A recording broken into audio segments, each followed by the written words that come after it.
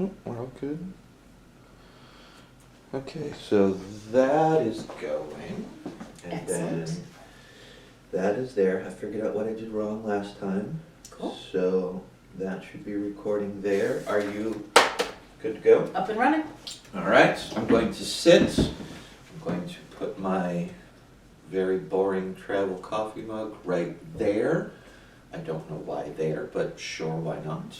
It's the perfect spot. Okay.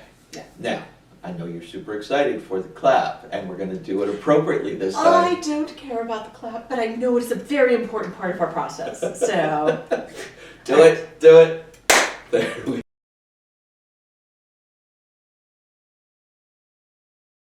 go. There we go. It makes me giggle every time.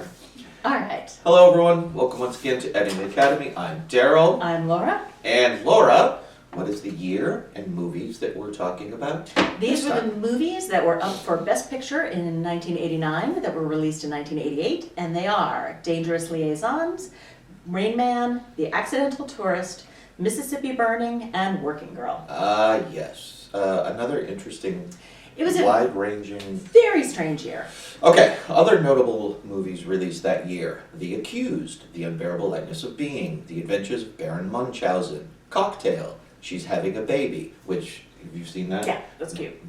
This woman's work is just devastating when that is sung in there. It just kills me.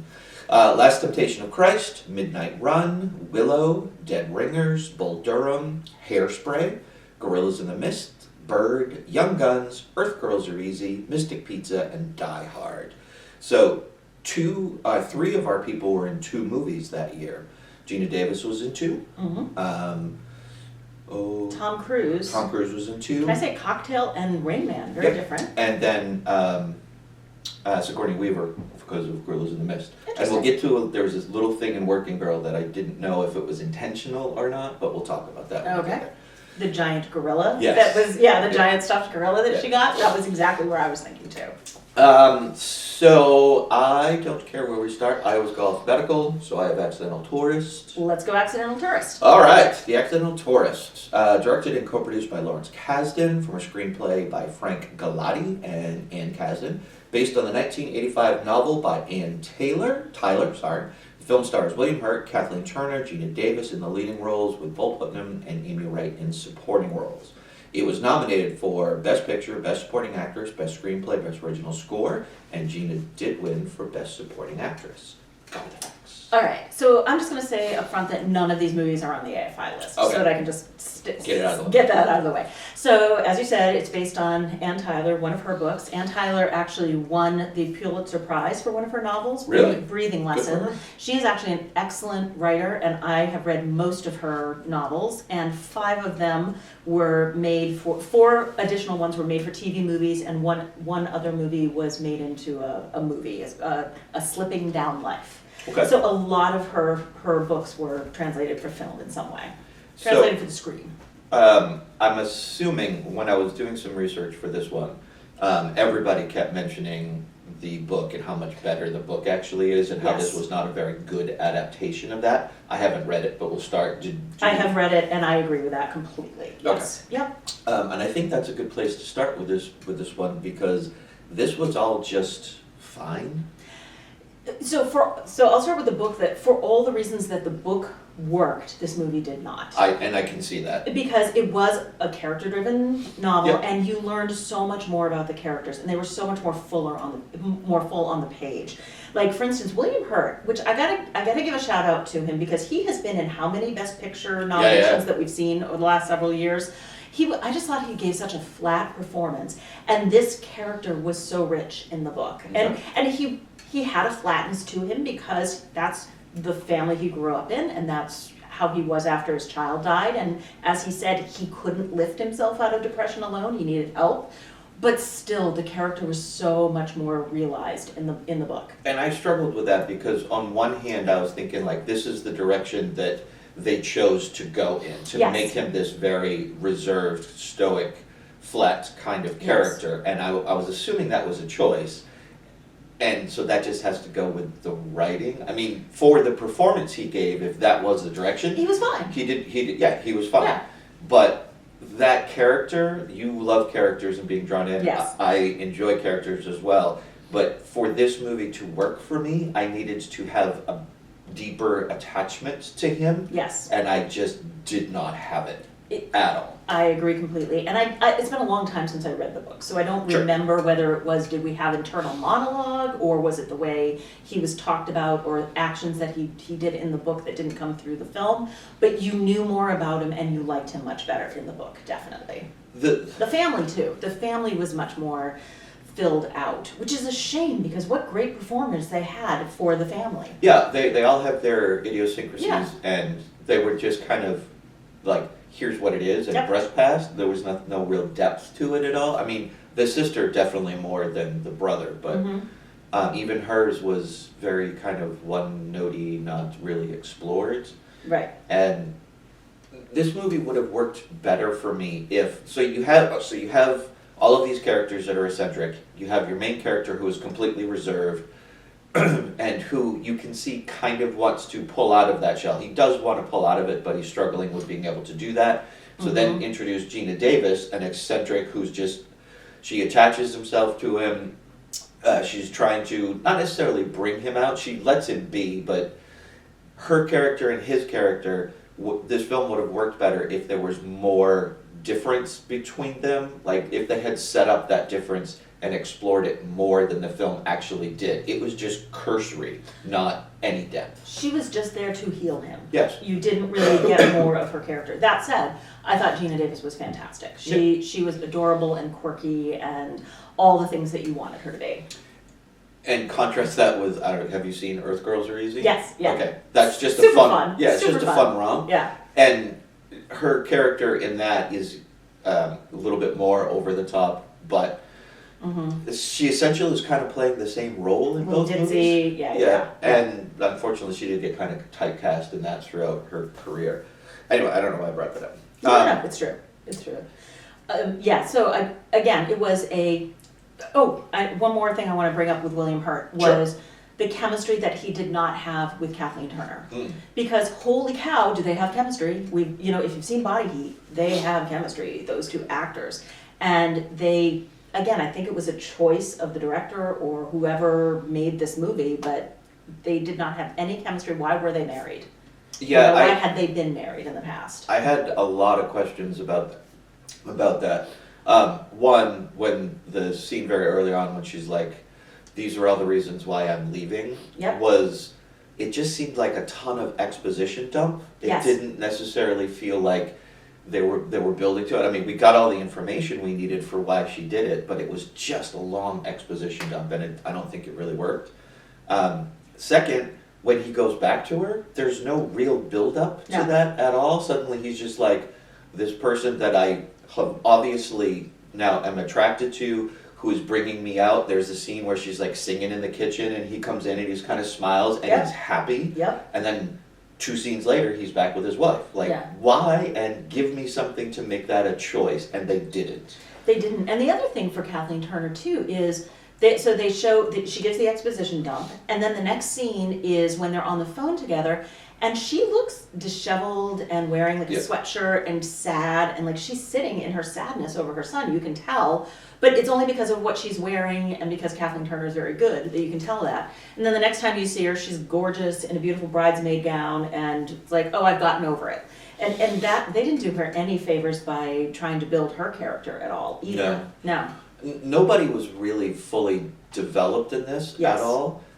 Like every character was, you had just enough so that you could distinguish them from somebody else, but not enough to really latch on or fully go like, this character is amazing. Even Gina's character, probably the most fleshed out because of the way she's established in the beginning, and she never breaks from that, and you do get a little bit more from her. Like the development with her son, you get that over time, how she's a very proud mom, even though her son has difficulties, all of that, she's the most fleshed out, but even she's not really that fleshed out. No, she's not. It was just a story about this man who had lost his son. There's like one little scene of the son, and you don't understand how he moves from one place to the next. There's no motivation that's shown.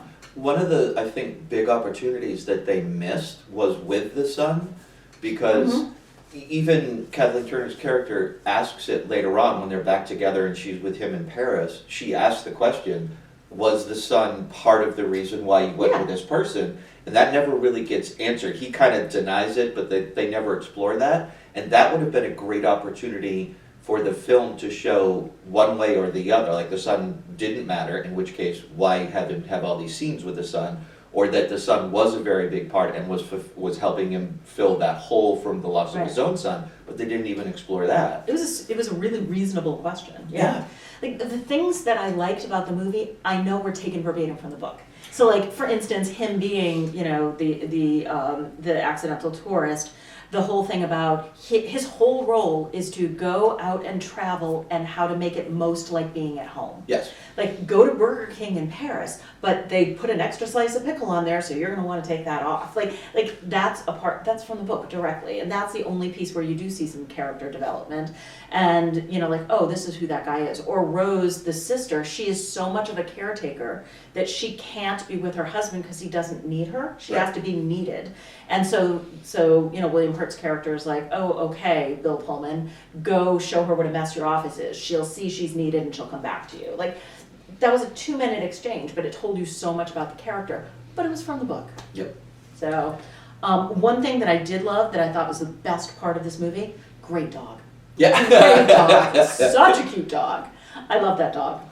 Yeah, corgis. I haven't spent a lot of time with corgis, but I love a corgi. The corgi did kind of steal the show. Every time there was a scene with a dog, it was a good scene. It was about the dog. The other times, they were just fine scenes. The dog had the most chemistry with all of the characters. One of the things that, again, it's just a missed opportunity, like write another draft, is because of his writing and what he does for a living, which is exactly what you stated, like trying, when you're in a foreign land, to make that feel like home, that in and of itself is problematic, right? Like if you go to a foreign place, I understand that you want something to kind of latch onto, but the whole point of going someplace else is to experience a different culture and things. And his whole job is to have people be able to relax and to have it feel like home, which says a lot about him as a person. Exactly. But none of that was actually really explored or developed in the movie.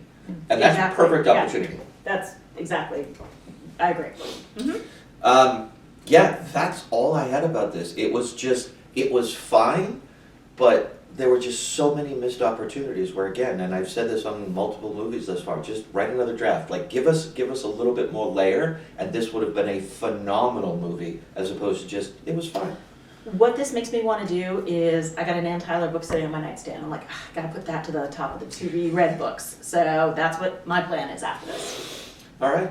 Okay. What's next on your list? I have Dangerous Liaisons. All right, let's go for it.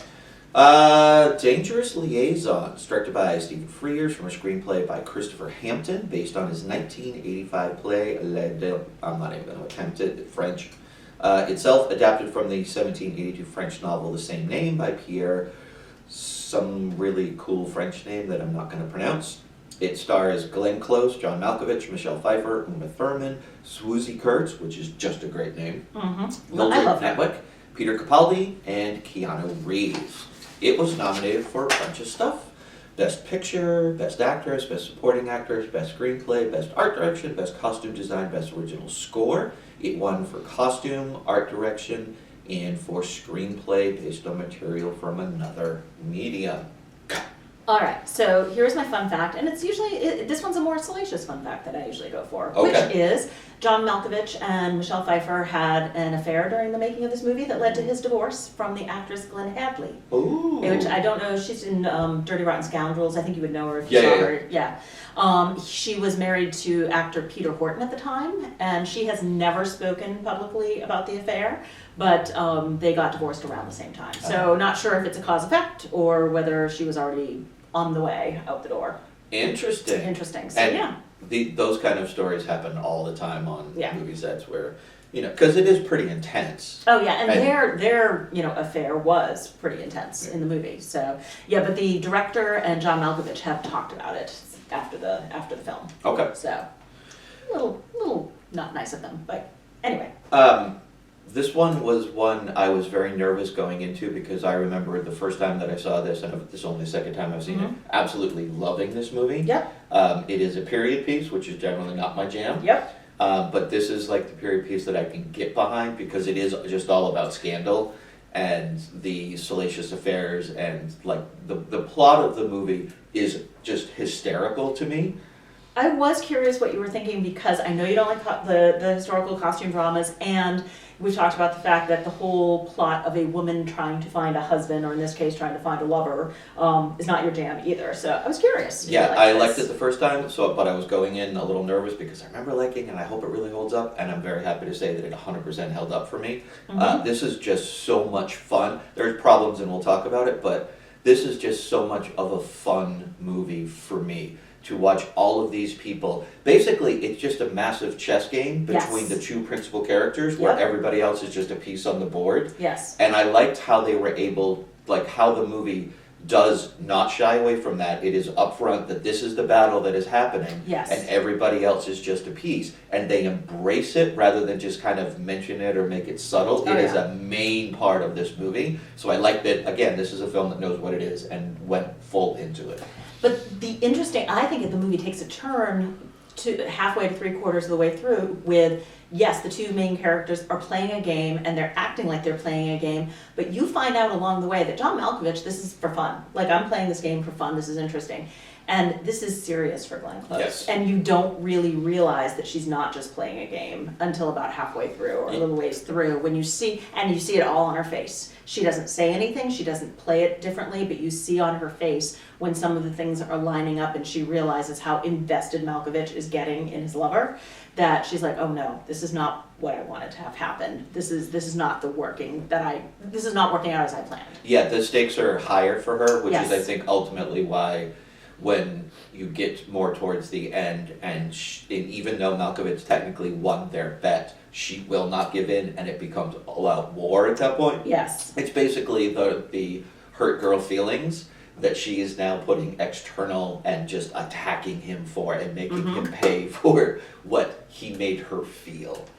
Right, but I think that is from a past hurt, not, I think that this stems from their prior affair. Sure. I think this has been the plan all along. Glenn's pen? Yes. Okay. Yeah, I do. And I could see that. Yep, I think she reeled him in with, hey, I'm trying to get back at this guy who jilted me for this other woman, but the reason she chooses this man is because she wants to get back at him as well. And I can see that, and upon this watch, I was leaning more in that direction, because I didn't pick that up the first time about the prior affair. I was just like, whoa, what a lovely chess game they're playing. Yes, and yes. This one, and this is what we're talking about, contrasted with The Accidental Tourist, is this is layered writing. So layered, And yes. you get a feeling for each of the characters. Even Uma's character, we'll talk about that in a second, but even her character is well developed and formed. Absolutely, yeah. And even her mother is well developed and formed, even though she's kind of one note. She is developed for a one note character. Yeah. Yep. And that's just writing. Like take another stab at the writing. Yep, it's writing. It's the performance too, because again, a lot of that wasn't on the page. It really was in their faces, and yeah, totally agree. My big question for you is, do you think Glenn, and you kind of touched on it, but flesh it out a little bit more, do you think Glenn was ever going to let him claim his prize?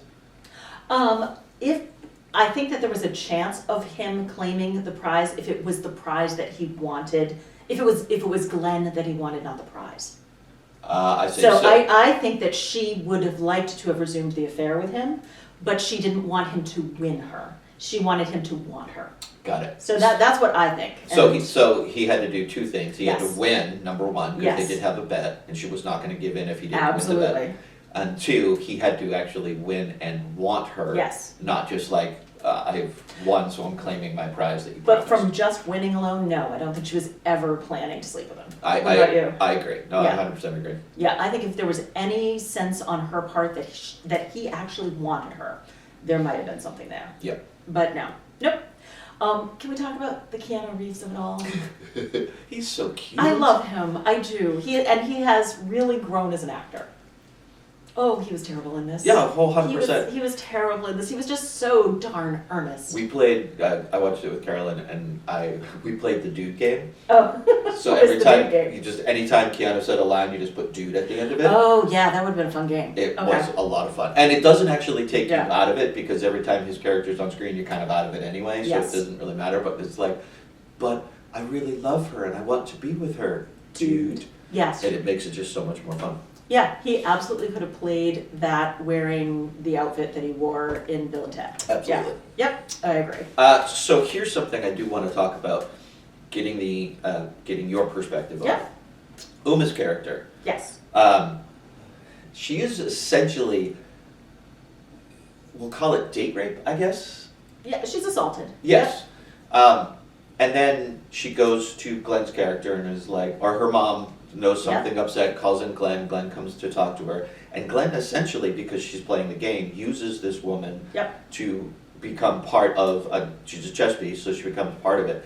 I thought even for like a 1980s movie, that was kind of cruel to like set this person up in such a way. Yes and no, because I think that what other options did she have at that time? Like, what other options did she Uma's have? character? Yes. She could have not done anything. I mean, once she goes in, she fully embraces it. Well, right, so she has been assaulted by this guy, so she is no longer a virgin, so therefore her husband will know that on her wedding night. Do we know for a fact that they did end up having sex that first time? Because I didn't get that impression. Oh, I did. I Okay. did. I don't know that for a fact, but I absolutely have that impression. Okay, I did not. I thought that he forced certain things, but I didn't think he forced all the way. Oh, I absolutely did. Okay. Yeah.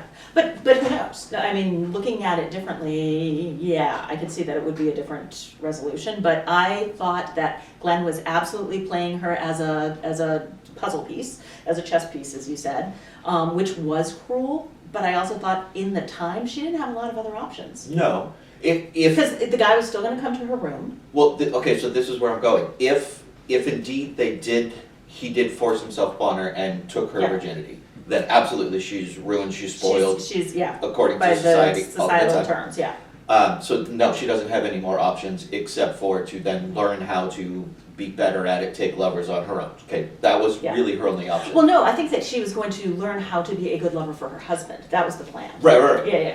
But if they hadn't happened, then she had tons more options. Oh, yeah, absolutely. That's what I'm saying, and I guess the movie is leading us to believe, I'm just talking this through now, so I guess the movie is leading us to believe that it did happen because of her fully embracing it after. Okay, that all came full circle. Thank you for letting me go down that little diatribe. I think that she had no options, and I think she had no options because of the machinations of Glenn Close. Yep. But I think that once she had no options, Glenn Close helped her to find as many options as were available to her. Accept it and do the best that she could with Yes. what she had on hand. Yes. Yeah. Yeah. Okay. My guess. That's really all I have for this one. It's just so much fun, and it's very, very well written. Yeah. And everybody, except for Keanu, was up to the level that they absolutely needed to be. And you could see when they were interacting that they almost were kind of like trying to one each other a little bit. I enjoyed it. Yep, I thought it was great. I thought it was like the plot was mildly complicated in that you had to pay attention. Yeah. But it wasn't so complicated you couldn't figure it out. I mean, it was pretty clear. And I couldn't thought it was put a this- beautiful film too. It was. Yeah. All the attention to detail was there, 100%. But this is not one that you could like put on in the background and then be like, I'm gonna put it around the house. No, Yeah. You have to sit down and actually do pay attention. You're absolutely right. Yep, I agree. All right. Mhm. I have Mississippi Burning next. Let's do it. Okay. Mississippi Burning, directed by Alan Parker, written by Chris Gerolmo, that is loosely based on the 1964 murder investigation of Chaney, Goodman, and Schwerner in Mississippi. Stars Gene Hackman and Willem Dafoe as the two principals, tons of other people in this movie. It was nominated for Best Picture, Best Director, Best Actor, Best Supporting Actress, Best Cinematography, Best Film Editing, Best Sound, and it won for cinematography. Go with the facts. So the fact I grabbed was two facts. One of them was M.I. Byrne was the code word for the FBI investigation Mm. of the disappearance of those 3 civil rights activists. So Yep. therefore, Mississippi Burning was the actual code word. Got it. So that's where the title came from. And at the I time, never knew that. Good. Okay, cool. it's a fun fact. Yeah. And then it got a lot of criticism in the day because basically when it was released, it was fictionalized to a point that even the writer and the director said it was a work of fiction, really. And so I think a lot of people were unhappy with if you were going to take these 3 deaths as, something that you want to write a movie about, then maybe focus on the 3 deaths. Yeah. Okay, I can see that. All right, so go for it. This is one where from the very beginning and all the way through, there is no racism on the side or hints of racism. It is just blatant all the way through. Someone did a count of the N-word throughout. I'm not even going to throw it out because it was super high. It was difficult to watch and listen to. Yeah. But just like when South Park did their episode when they had fuck on it, and they had like 212. At a certain point, it just becomes background noise. Which because is terrible, yes. but true, yeah. One of the more disturbing things for me was in the opening how quickly they established that law enforcement is involved in Yep. all of this, and that just makes it even that much worse in my head. Mm-hmm.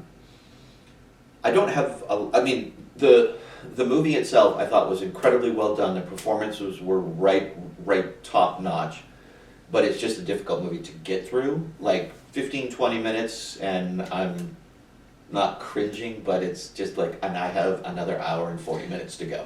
Yeah, so it's an incredibly difficult movie to watch. Yep. And it's supposed to be because Yes, of the yes, subject yes, matter, yes, and yes. also because this, as much as they showed us, probably was not even a fraction of what it was like Yep. when it was actually happening. So, it sure, I don't want to get political, but it sure is an advertisement for why relinquishing control of civil rights and human rights at the state level is probably not a great idea. So I will just leave it at that. I understand. It was horrible. I think it was good for people to see and for me to see that level of brutality, but it was really hard. And I just don't know. It was it probably didn't even hold a candle to what was like I said what was actually happening. I didn't see the point to it. There was a larger point to these 2 Hackman and Defoe, whose performances were wonderful. You've got the by the books guy and you've got the oh shucks old Mississippi guy coming at it in a different way. Yep. And what was the point? The point was that the old by the book FBI way wasn't going to work. You got to have it go Gene Hackman's way. And great, so they got rid of 5 or 6 bad actors. That's just, and they kind of put it out there as fantastic. Look what we did. We got rid of 5 or 6 bad actors in one little case in one little city in Mississippi, and it actually bummed me out. You wanted more. Yeah, I don't know that I wanted more. I don't think there was more. I just, what was the theme? What was the point? What was except for it was maybe the beginning of the white savior movies coming in and telling a story about how these 2 white guys came to Mississippi and cured racism. So I think I can answer it. Okay. This is, and there are many movies that are like this, where there's not necessarily a larger, like, moral or big encompassing point. It's a snapshot. Mm-hmm. And that's all this was, I believe, was just, this is a snapshot of what it was like during this time period. We're going to tell you one story, and so you can see the snapshot of what it was like, and then you can make that up to be whatever you want. You can take that as a singular, but this is representative of all of these other places that were around there. That's how I took it. Totally agree with you. It didn't work for me. Okay. So, yeah, that's probably exactly what they were doing, but it was not enough for me because they tried to make it this big thing, and I just didn't think it was.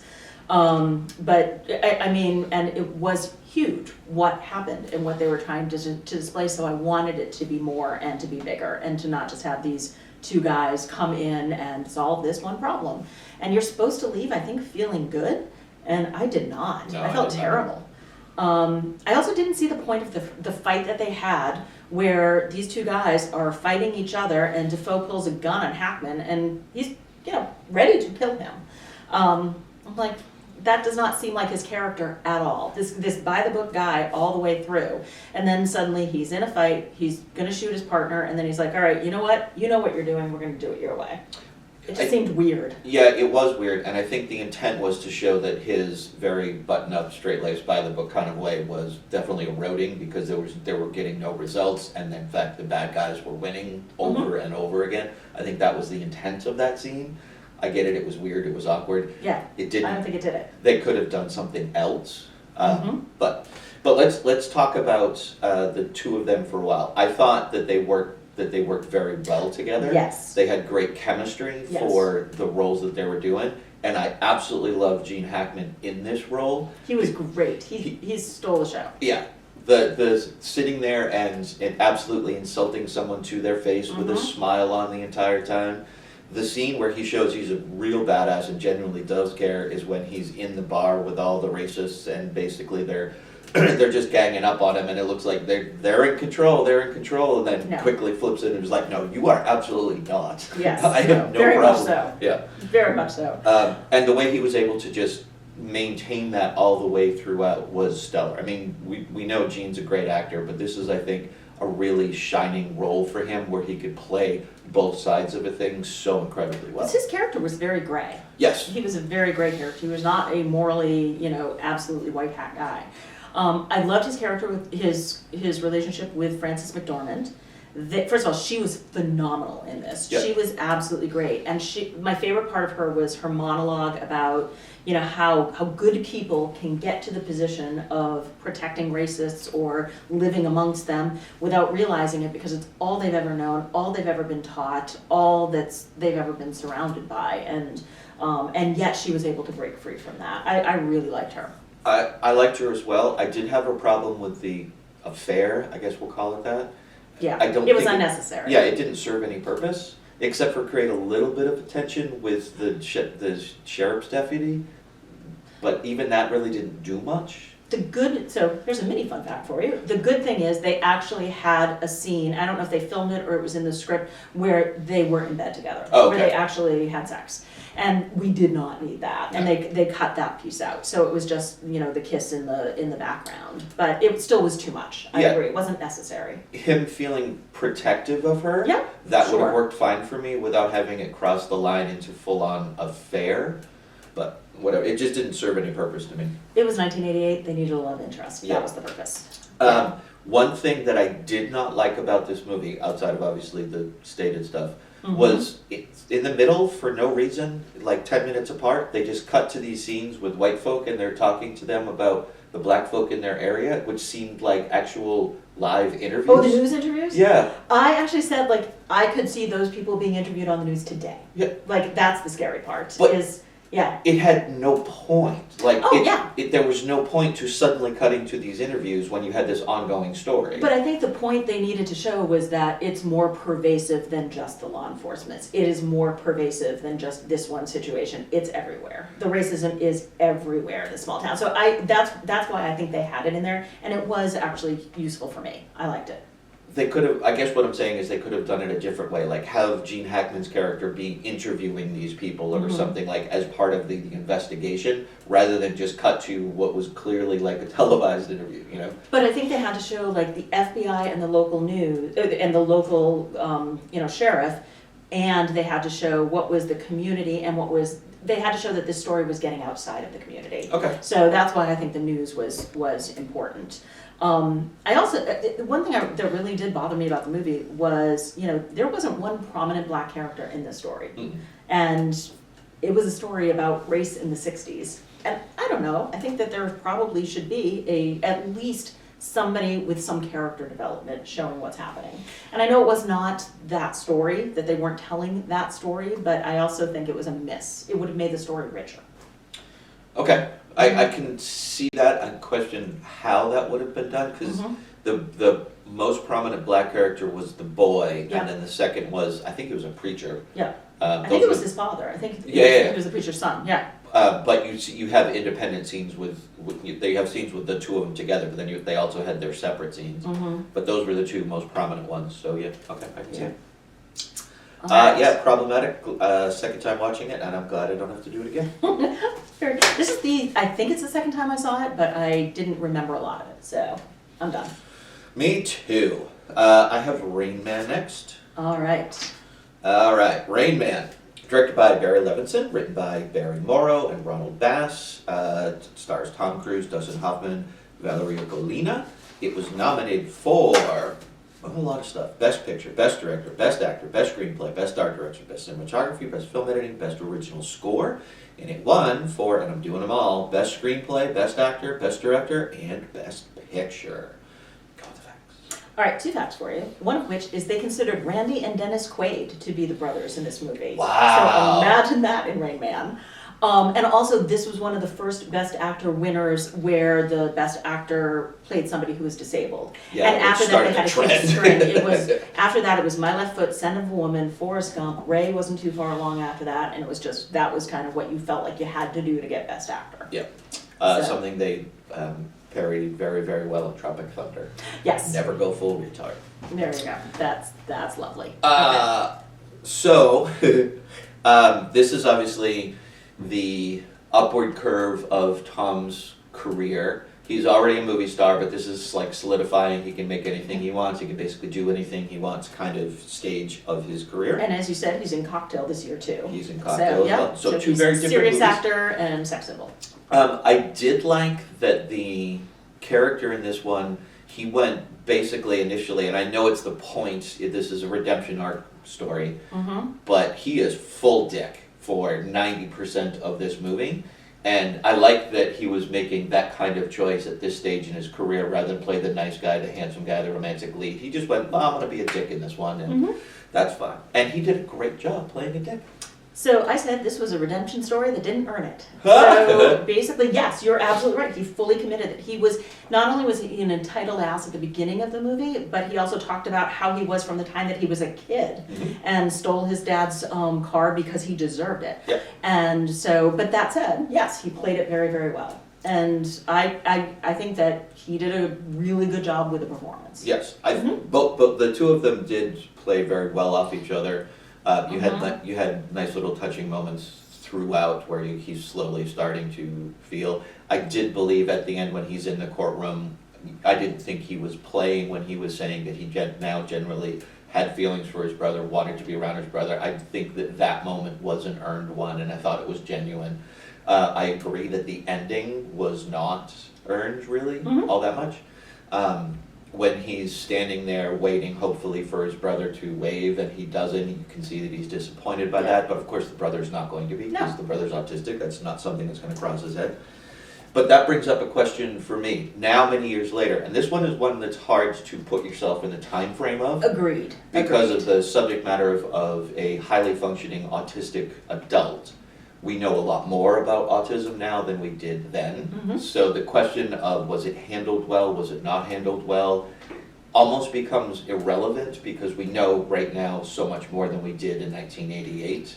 But I will still ask the question, do you think that the handling of the autism and the presentation of it and how it was portrayed was done relatively well? In the moment, absolutely, yes. And so I watched this, years ago when it first came in. I remembered really, really liking it, and I've watched it a couple times since, and each time I don't like it as much. And it's never about Dustin Hoffman. Like, I think Dustin Hoffman's performance was as good as he could make it then. He had done all of the research that you could do in 1988 to be this role, and I thought he did a phenomenal job. And there were some moments where, like the moment where near the end, Charlie puts the maple syrup in front of him and he kind of gives a little laugh, and it's like that was beautiful. That was a lovely moment. It was very sweet. There were a couple of moments that were sweet and cringy with the girlfriend. Oh yeah. As well, I think like more cringy than sweet, but still the way Dustin Hoffman was playing it, I thought was great. I think they did well for 1988. So yes, looking at it in that lens, I thought they did a good job. So let's talk about the girlfriend and her role that was nothing, basically, in this movie. Yeah, she was terrible. And she was cute. She was fine. She didn't have a lot to work with. No, she didn't have a lot to work with. And I've seen her in a couple other things that were after she's good. She's okay. I wonder, it was around this time that I started paying attention to budgets of movies. And if you follow Tom Cruise's career, all the money goes to him, and then they get a lot of like second, third, fourth tier actresses to play off of him because they can't afford anybody a little bit more established. And I thought, unfortunately, she was one of those where she was fine. I don't know if even she had been given more, and she needed to be given more. I would like to see her character be far more developed than it was, but I don't know if she could have even done a better job with more. I haven't seen her in anything else, so I can't judge her. I don't think she had anything to work with. No, So I think that none of it was her fault. She had one big scene, and I even questioned why that scene existed in the first place. In the elevator, Yeah. when they're dancing and she kisses him. Yes. Yeah. What was the point of her kissing him? There was no reason for There that. was no reason for the kiss, and also The dance, I'm fine with. it was adorable. Yeah. The dance was very cute, but also when she goes to kiss him, she gives him a real kiss. Yeah. Like, you know, if you want to kiss him, give him a little peck on the cheek, on the lips, something like that. But she went in, and I thought that was weird and creepy and cringy. Yeah. And the only other big scene that she had was at the beginning when they had the fight. Yes. And then she left him in the hotel room, and I thought she did fine with that. But she had. You're looking at this guy, Tom Cruise, at the beginning, who is a terrible person, and she said something like, "I've been with you for a year, and you haven't mentioned your father." Why has she been with him for a year? He's a terrible person. Yes. Yeah, he's rich and he's pretty, so I think that's probably it. But they don't give you. You want to believe, and she shows herself to be a better person Yeah. than he is. So why is she with him? Yeah. So yeah. This was my entire point. I think she could have done better, the actress. I just don't think they gave her anything, and I don't think they wanted to give her anything. No, she was just Yeah. background. She was background to show something about Tom Cruise. Yes, every scene that she was in was more to show some Yes. sort of element or character of Tom Cruise's character that have anything to do with her. Yes, I agree completely. My whole problem with the movie was they worked too hard to make Tom Cruise look like an asshole. And any growth that we showed was how he changed the environment to keep Raymond from freaking out, more so than he changed the environment to keep Raymond happy. And I agree with you. At the end, I think that there was some love towards his brother. I totally agree, or he would have fought for him. And I think that's what we were shown. But they didn't earn that because he 1 week with this guy who was irritating him Mm-hmm. is not going to change who this person was since they were a teenager. I don't Yeah, think they earned it. I think the timeline should have been a lot longer than it was, because it is a very short Yes. period of time to change such a massive dick into someone who cares for something outside of himself. That's Yes. it's not going to happen in a week. I agree. I also agree with you, and until you said it, I never actually put those pieces together. When he does change the environment, it's not to make Raymond more comfortable. No. It's so that he doesn't freak out, so that he can do what he needs to do. So Raymond is just basically sitting in a corner quiet. Exactly. And It's all you're about correct, Tom and I Cruise's hadn't paid comfort. attention to that. Yes. Yeah. So that's why this guy had a wide streak of unkindness, and you can't turn that around in a week. Part of my problem with this, because it's a Tom Cruise film at the close to the apex of his career, Tom Cruise films tend to be very, very polished. Mhm. It's like overproduced. They all have a very kind of similar look and feel to them, which is like, in music terms, it's like, too much production. Mhm. His movies have that feel, and I like Tom Cruise movies. He's, like I said, a man can run like nobody else. Yep. But this one just felt, for the subject matter and story, it just felt too polished for me. I was okay with it at the beginning when it was like this guy standing on the polished Lamborghinis and, Yeah. like that was fine. But then they continued it through. Them coming down the escalator wearing the same suit in Las Vegas, I thought was just a weird visual myself. I understood it, but Buy I a different agree. suit, yeah. They could have different suits, They I'm could just have saying. different suits. Because this was released, I think, either the same week or the week after the movie Twins. Oh, And that's really? all I can think of when I see them is Arnold Schwarzenegger and Danny DeVito coming down. I'm like, okay, that must have been a moment. Yeah, but the Arnold Schwarzenegger, Danny DeVito is a funny visual. Exactly, and that was the point of it, was it's a funny visual. This was not supposed to be a funny visual. Right. So, yep, you got. Okay. Yeah, I have nothing really else to say. I thought it was fine. It told the story that it was trying to tell, told it well, but there were problems. 2 great performances. Yep. Okay, Shall we move on to the last? Working Girl, last movie. Working Girl. All right, Working Girl, directed by Mike Nichols, written by Kevin Wade, starring Harrison Ford, Sigourney Weaver, and Melanie Griffith. It was nominated for Best Picture, Best Director, Best Actress, Best Supporting Actors, both Cusack and Weaver, and Best Original Song for Let the River Run, Carly Simon, and that was the only thing that it won. Okay. I have two fun facts. One of them a lot of people know, and that is that Melanie Griffith was battling some addictions at the time of this movie, and she showed up drunk to work one day, and Mike Nichols, the director, instead of turning her into the studio, basically fined her sent everyone home and fined her $80,000, which is what it cost to work for the day. Wow. And she did not do it again. So she talks about it. Mike Nichol, I read his biography, talks about it. So that's one piece. The second piece is just my observation fun fact, which is this movie proves the point that it's different at the top, because Melanie Griffith got third billing. She is clearly the star of this movie. Yes. And it's Working Girl with Harrison Ford, Sigourney Weaver, and Melanie Griffith. Yeah. So I just thought it was interesting that it kind of proved the fact of the movie is you don't get those things till you get to the top. Yep. All right. And again, I was just with Carolyn, and she pointed that same thing out as well. She's like, "Why wasn't Melanie's?" It's because she was not the star. She was the star. No, she didn't have the star power. She didn't have the star power, exactly. All right. So she was the lead. She was not the star. You're right. Correct. Okay. So this is a fun movie for me. It's probably the third time I've seen it, and it's fun. Incredibly 80s. I mean, the hair alone screams 80s all over the place. And like that hair is everywhere in every scene. It's hard not to see. It is in 2025. It is a little distracting to see that much hairspray on people, but whatever. You kind of go with it. It becomes a very period piece, even though it was released during its own time. So this was my senior year in high school, and if we pulled out my yearbook right now, we would see 30 girls with that hairstyle. Yes, I could not get mine that big. I tried though. Man, I tried.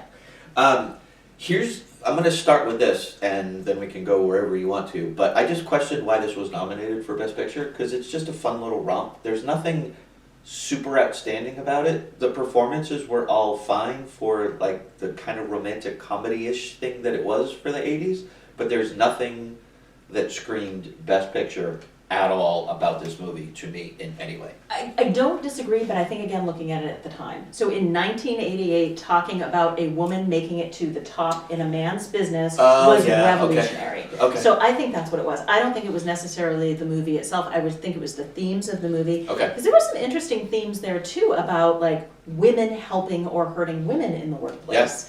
And those are things that you don't even see in the movies today, but you certainly didn't see in 1988. So I think it was revolutionary for the theme of a Cinderella story of a woman making it in a man's world in business. Yep, I think every single thing that she encountered on her way up to the top absolutely happened then. I have female friends and colleagues who went through those things that happened at that time, and to a lesser degree today, thank goodness, but there's still stuff out there that's awful. And you're 100% correct, and that's one of the things that, as we've done this for many episodes now, that I've always struggled with, is trying to put myself in the time period of the movie being watched.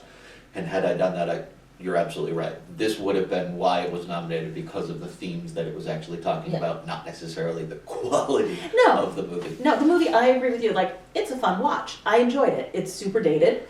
And the costumes and the hair are perfect, but also super dated.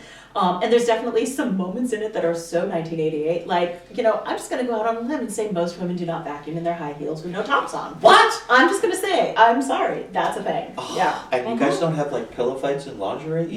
We don't sink into our hairbrush. I know. Well, actually, we might do that. But yes, no. For the most part, some of these things, do not happen today. But who knows in 1988? I thought it was a great cast. I thought Melanie Griffith was terrific. I really liked her. I wish we saw more of her. Because after that, she's never really been a lead in a lot of things. Like, this was her lead moment. Yeah, I can't remember. She's been in a lot of stuff, but I don't remember her being a lead in things. She was in The Grifters, which was right around this time. I don't remember if that was before or after. That's true. Oh, yeah, that's true. But I still think of that as a Annette Bening's movie. Okay. Yeah, but you're right. I forgot about that. Harrison Ford was his most charming, and everyone in the supporting cast. It was Joan Cusack was great. She was awesome. Oliver Platt, Alec Baldwin at his hottest and his furriest. Definitely furriest. Definitely for furriest. Sure. Oliver Platt. It's true. Oliver Platt, being smarmy. It was a clever script. It was that layered script that you're talking about. So I can also see it being up for, was that for writing? Yep. Yep, so I could see it being up for the writing. Sigourney Weaver was great because at the beginning you really believe her, that she is earnest, that she is going to help, Melanie Griffith, and she's absolutely not. She is one of those women that make it to the top and pull the ladder up with them. Yeah, yeah. So yeah, I enjoyed it thoroughly. I agree with you today, that would not be a Best Picture nominee. So, a couple things that I thought the movie did very well. The juxtaposition between Melanie Griffith's life, which is much more blue collar, lower class, for lack of a better term, and what it is to work in the higher up business world. Yep. The juxtaposition of those two, I thought they did very, very well. Yep. The handling of an 80s office environment, I thought that was very well done. Particularly, you have like the bullpen where all the secretaries and assistants are, and then you have the offices on the outside where all the men are. Like, yeah. all of that was very of the time, so it was Absolutely. fine, so you could put yourself there. And I keep forgetting, obviously, that when this was made, that was the modern times of things. Yep, exactly. The computers that they had, which were hilarious now. Yeah. I do have a couple questions that you can hopefully help me with. All right. Why does Melanie even entertain the idea of getting back with Alec after she catches him cheating? Like, oh, I have no idea. I mean, except for the fact that a woman needed a boyfriend at that time. Like, that's the only thing I can think of. But okay. no, I had that as, she dances with her ex who she caught in bed with another woman literally days ago. That makes no sense. Yeah. And I understood why she was, like, she went up to make him feel better because her best friend was having this party, and she's like, I just want everybody, he's miserable, I don't care, make him happy tonight because I want everybody happy. Right. So as a friend, she went and did that. I understood that. But then the whole... He proposes and she's like, well, maybe let me think about it. That I saw as her just getting out of the moment. I didn't think there was a real genuine until after that scene when she was outside and she's like, I said maybe, I didn't say no. Yeah, see, I think she was actually thinking about it. Yeah, no, I get it. Yeah. But I have no idea why she would even entertain the idea. Like, I can understand forgiveness, that's fine. But I don't know, I didn't... More than 3 days, though. It's it's going to take a more than little 3 bit. days before she throws water in his face at a bar. But yeah, I don't know. And also I know that this was in every tagline for the movie, and maybe it made more sense at the time, but I've got a head for business and a bod for sin. Yeah. Is that really what you're going to say to this guy that you're meeting? Even though you don't know it's the guy you're having a meeting with the next day, this is a guy you're meeting at a professional event. I don't know. Maybe in 1988, but... Again, these are not things women say. It's not today, hopefully, maybe. But just saying that, I think, is what a guy thinks a woman would say, more so than what a woman would actually say, even in 1988. A lot of this was the male projection of things, rather than, like, if it had been co-written, or even possibly run by a woman, there would have been things that would have been changed about this movie.